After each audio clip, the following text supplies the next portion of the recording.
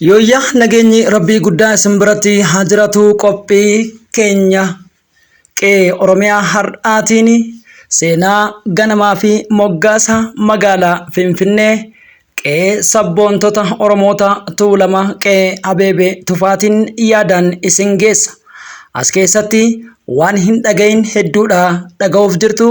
Warroonni YouTube chaanaalii keenyaaf haaraa taatan subscribe gochuun maatii keenyatti dabalama, akkasumas kanneen maatii keenya taatan like share gochuudhaan qophiiwwan ijoo keenya yeroo hundumaa saffisaan akka isin qaqqabu taasisaa jenna. Ilmaan Oromoo bakka jirtanitti sagantaa kana hordofaa jirtan seenaa kana dhaloota hundaaf akka dabarsitan abdii qaba. Akkuma jalqabaa isiniin jedhetti qophiin har'aa seenaa ganamaa fi moggaasa magaalaa Finfinneeti. Maqaan Finfinnee jedhuu fi jechoota lama fin kan jedhuu fi akkasumas finne jedhu irraa kan dhufe yommuu ta'u, maqaa bishaan danfaa hora handhuuraa magaalattii keessatti argamuun kan moggaafamedha jedhu. Finfinneen maqaa seeraan beekamtii argattee fi maqaa seenaan durii jalqaba itti waamamu akka ta'ee fi maqaan ishee biroo Shaggar yoo ta'u, jaalala magaalaa kana irraa qabaniif bareedina isii irraa ka'uudhaan moggaafameef jedhama. Finfinneen qubsuma gosa Oromoota damee Boranaa fi ilmaan Tuulamaa qe'ee Tufaa Munaati. Tuulama keessaa gosti guddoon hangafaa kan taate Galaantu irra jiraachaa ture. Qarqara kibba tulluu Cuqqaalaa irraa ka'ee hawaasi yookiin Hawaash ce'uun hanga walakkaa Finfinnee tamsa'ee jiru. Gosti kun balbala baay'ee of jalatti kan qabu yoo ta'u, hanga Walloottis diriireet argama. Inni lammaffaan Obbo Tuulamaa immoo galaan irraa gara kaabatti caffee Doonsaa irraa kaasee hanga Qarree Gowwaa jedhamutti diriiree kan jiru yoo ta'u, naannoo Finfinnee kan qubate ilma hangafaa oboo kan ta'e gosa Gumbichuu yoo ta'u, hanga kaaba Finfinnee naannoo Caancottis jira. Oboon gosa gurguddoo torba yoo qabaatu ammas torban oboo jedhamuun waamama. Ilmaan oboo Finfinnee keessa warra jiran lameen keessa Gullallee fi Obbo Gullallee Beeroodha. Gullallee oboo Finfinnee irraa kaasee gara kaabaa fi kaaba dhiyaatti diriiree hanga baha laga Mogaritti yoo ta'u, gara kibbatti immoo galaan keessa gadi seeneetii jira. Inni sadeessoon immoo Eekkaa oboo kan jedhamu galaan irraa gara kaabaa fi Gullallee irraa gara bahaa laga Qabbanaawaa yookiin Qabbannaa irraa kaasee gara bahaa dhuunfatee hanga daangaa Gumbichuutti deema.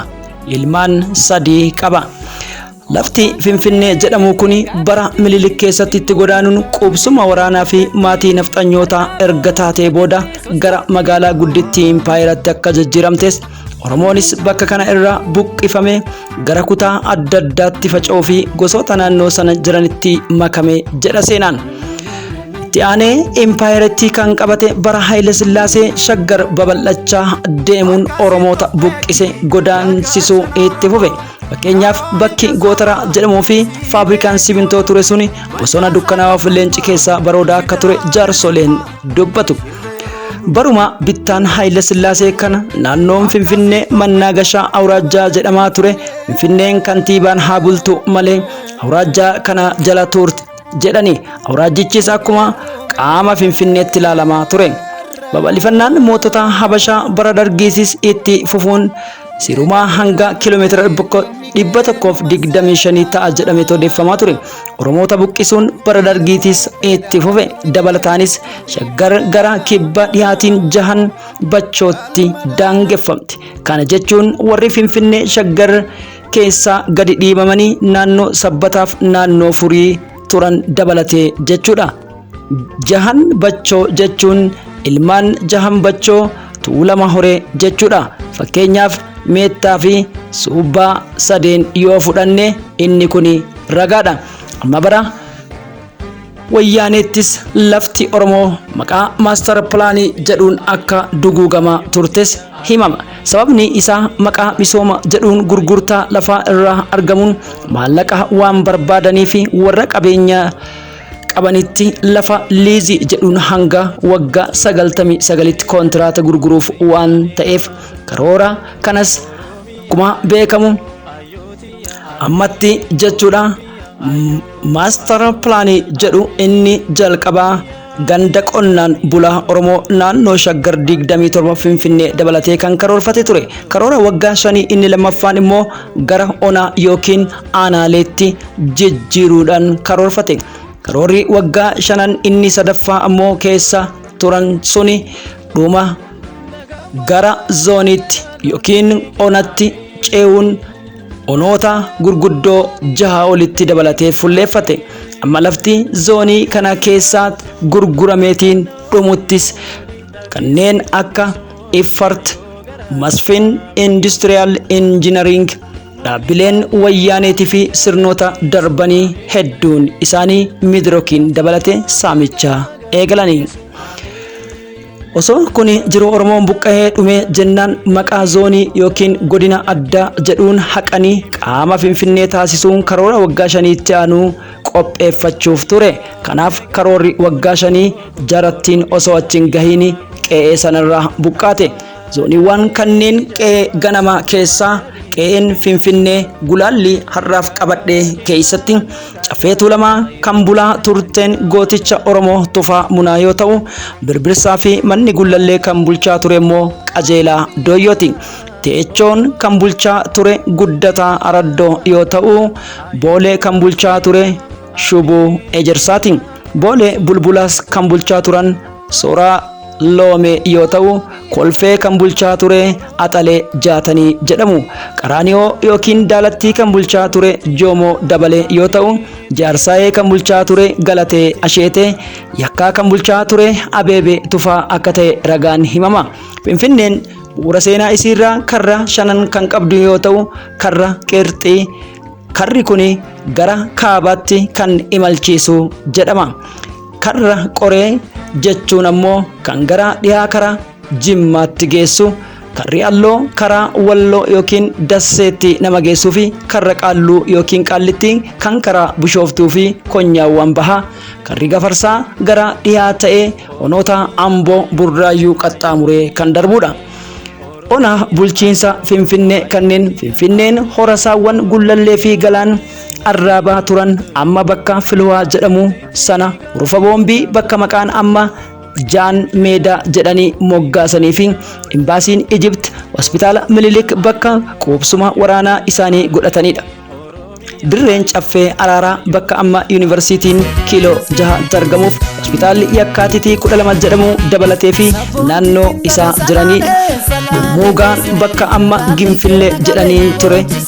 Akkasumas keelloon masqalaa bakka amma yuunivarsiitii kiiloo 4 fi paarlaamaa Bataskaana Qiddist Maariyaamii fi Qiddist Sillaasee isaan jedhanii afaan falfalaatiin kaayatan. Bakka amma Baashaa Walda Chiloot jedhamuu fi bakki amma Xiyyit Beet jedhamu kunniin dabalata. Tulluun Heexoo Diimtuu bakka amma masaraan namicha furgugaa fi sanyii nafxanyaa Abiyyi Ahmad qubatu masara Habashootaati.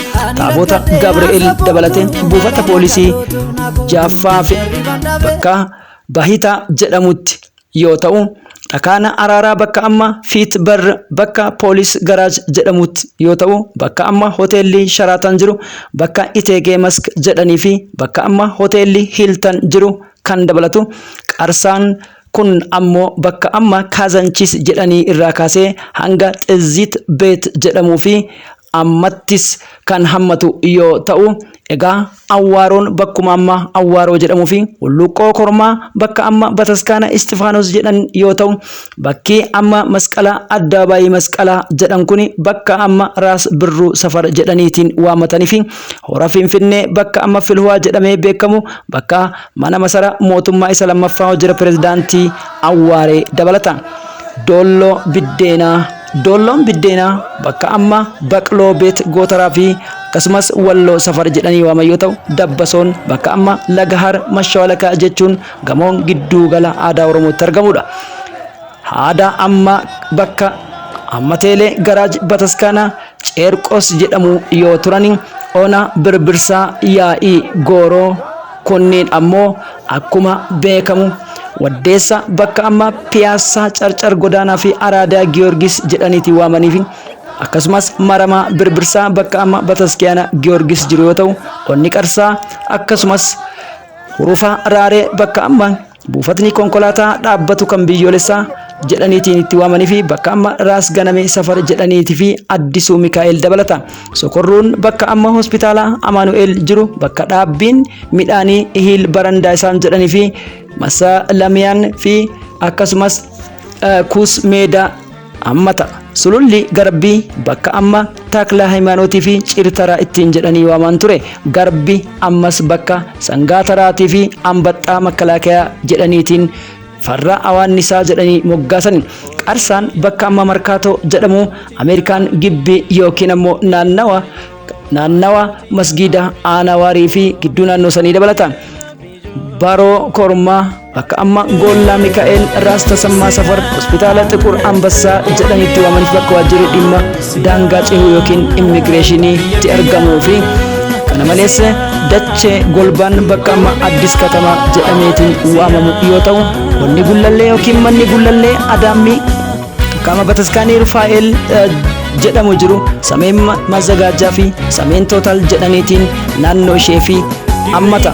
Diddiimtuun bakka amma Shogolee jedhanii beekamtu hammata. Qaalleen bakka amma Askoo jedhanii yoo ta'u Ficheen bakka amma Dahannoo Xaaliyaan yookiin Xaaliyaan Mishig jedhanii itti waamani. Kattaan ammas naannawuma godina addaa Oromiyaa Burraayyuu keessatti kattaadha. Gama biraatiin Burraayyuun bakkuma amma Burraayyuu fi Gafarsi jiru yoo ta'u Harbuun Irreechaa bakka amma Raas Haayiluu Safar jedhanii waaman yoo ta'u wanni abbichuu Burqaa Ejeree bakka amma Inxooxxoo Kidaana Mirat jedhanii fi bakka amma imbaasiin Faransaay irra qubatee fi naannoo isaa Baddaa Ejersaa bakka amma Iyesuus Raas Kaasaa Safar jedhaniin yoo ta'u Uruuma bakka amma imbaasiin Faransaay fi Xaaliyaan Bataskaanni Abboo jedhamu itti jiruu fi onni Xiixaa yookiin ammoo Inxooxxoodha. Egaa Haxxee Laalii bakka amma Shiroo Meedaa fi Inxooxxoo Maaramiin jiran naannoo sana yoo hammatu Muujjaan bakka amma Shiroo Meedaa jirus itti waamama. Waayyuun bakka amma Qacanee Madaaniyalam isaan ittiin jedhan yoo ta'u Kara Qorxii bakka amma Balaay Zallaqa Mangad jedhanii fi Sameen Barre jedhaniit yoo waamatu onoota Ekkaa keessaa immoo Burqaa Qorichaatu argama.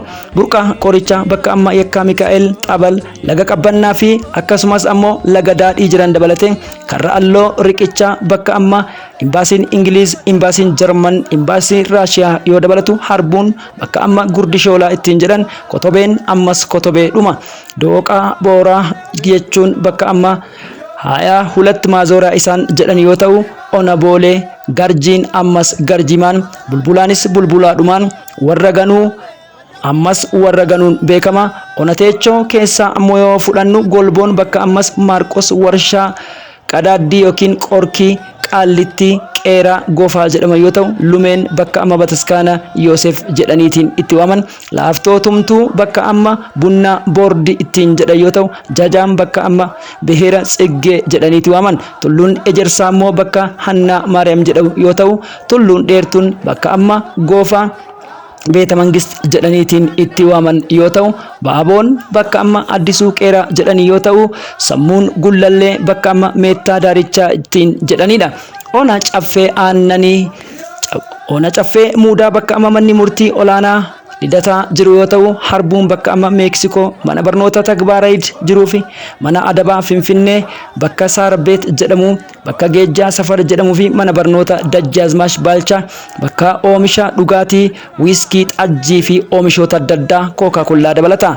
Harawwaan bakka amma oomishni haadaa yookiin ammoo qaaccaaf algee faabrikaan jiru kan dabalatu yoo ta'u Ona Jaarsayyuuti. Calcallii bakka amma Saarbeet jedhaniin Mardeen bakka amma Aroogee Awuroppilaan Maarefiyaa Midir Xoor Ganda Tolosaa fi Raaphii jedhamaniin ammata. Bakka inni isaan ammas bakka inni isaa yoo ta'u Onni Kolfee Daalatti bakka amma Qaraaniyoo jedhamee waamamu. Labuun bakka amma Sigaa Meedaa Taaxaq Xoor Safar jedhanii yoo ta'u Xaroon bakka amma Axaanaa Taraa fi Faxinoo Daraash ittiin jedhanidha. Egaa ilmaan ayyaa hawaasni warra Amaaraa Manzee jalqaba jaarraa 18ffaatti babal'achuu jalqabeen bara Saala Sillaasee jechuun akaakayyuu Minilik mootummaa dhaabbate. Saala Sillaaseen mootummaa Manzee yookiin Shawaa 1813 amma 1847 waggaa 34 bite. Waggaa waggaatti si'a 2 yookiin 3 Oromoota ollaa isaa turan weeraraa kan ture Saala Sillaaseen akkuma bara 1843 keessa Finfinnee weerare. Namichi Meejar William Chris Harris jedhamu mootummaa Ingilizii irraa Saala Sillaaseetti ergame baatii 18f Saala Sillaasee wajjin yeroo turetti weerara Saala Sillaaseen Oromoo irratti gaggeessaa ture duukaa deemee argee hubate. Macaafa The Highlands of Ethiopia jedhu 1844 barreesse keessa Harris kitaaba keessatti kutaa Bobba Boojii fi Saaminsa yookiin Saamicha jedhu jalatti waa'ee Finfinnee yeroo gabaasu tikeen isaanii balaan itti dhufaa jiru hin beekne jedhaniit hidhatanii hin baane nagaan loon isaanii tiksataa jiru. Inni kaan maasii isaa keessaa hojii isaa hojjetaa jira. Maatiin isaanii weeddisaa mana bira dalaguu aduu dhi'uuf deemti. Lafaaf mukti ifaan ishee gammachuu guddaan waan calaqqisan fakkaata. Garuu osoo aduun hin seenin badiin guddaan biyya kanarra diriiruuf waan akka bineensaa nama nyaatanii kumaatamaan itti dhangala'aa jiru jedhee ture. Saala Sillaaseen naafis abbaa isaatiinis yeroo egaa kutaa tokkoffaan kana fakkaata qophiiwwan waa'ee Finfinnee fi haala qabsoo ammaatis ta'ee dhaloota torbaan itti fufaatii nafaana bu'uun dagatinaa horaa bulaa deebanaa. Injifannoon ummata Oromoof Oromiyaan ni walaboomti. Haa kaanu, haa hidhannu, haa hidhachiifnu.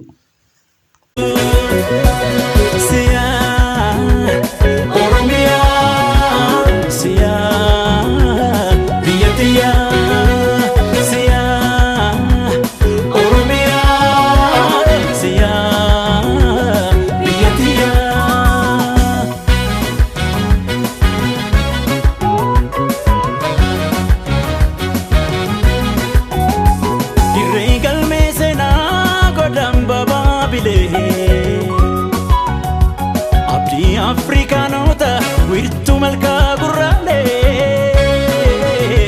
gadankee goobanii samiirraa mul'ata. Hojii ardiilee torba biyyaayyuu hayyoota.